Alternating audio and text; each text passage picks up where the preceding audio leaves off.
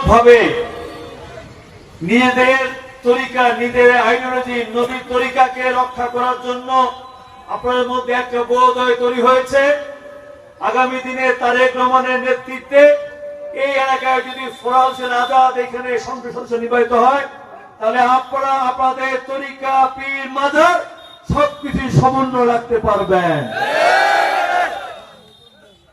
এখন বিএনপি সরকার ক্ষমতায়, আমি এই এলাকার এমপি এবং মন্ত্রী, কোন ভয় আছে? আর কারো ক্ষমতা আছে? আর কারো ক্ষমতা নাই।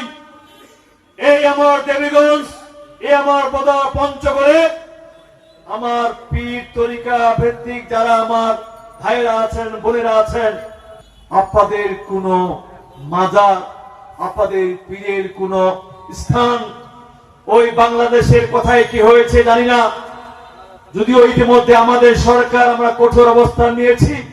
আজকে আপনি আপনাদের দলের প্রতিষ্ঠাতা আমার নবীকে নিয়ে বিতর্কিত মন্তব্য করেছেন। আমি বিগত নির্বাচন আগে বিভিন্ন সভা সমাবেশে উল্লেখ করেছিলাম প্রমাণ সাপেক্ষে। কাজেই নিজের ভ্রান্ত ধারণা, নিজের ভুলটাকে দেখেন, তারপরে আপনি মাজার ভাঙার সিদ্ধান্ত নেবেন, তরিকা ভাঙার সিদ্ধান্ত নেবেন। আজকে তাই বলতে চাই, একজন জাতীয়তাবাদের সৈনিক হিসাবে আপনারা যদি এইরকম কোন ক্ষীণ ষড়যন্ত্রে লিপ্ত হয়ে থাকেন, আমরা কিন্তু ঘরে বসে থাকবো না। গত অন্তর্বর্তী সরকারের আমলে 127টি মাজার, শুধু মাজারে নয়, একজন মুসলমান হয় ওই ফরিদপুরের একজন মাজারপন্থীকে আপনারা আগুনে পড়ে দিয়েছেন। কোন ইসলাম? এটা কোন ইসলাম? কাজেই আগে নিজের দিকে তাকান, কি ভুলগুলো করছেন, কি অন্যায়গুলো করছেন।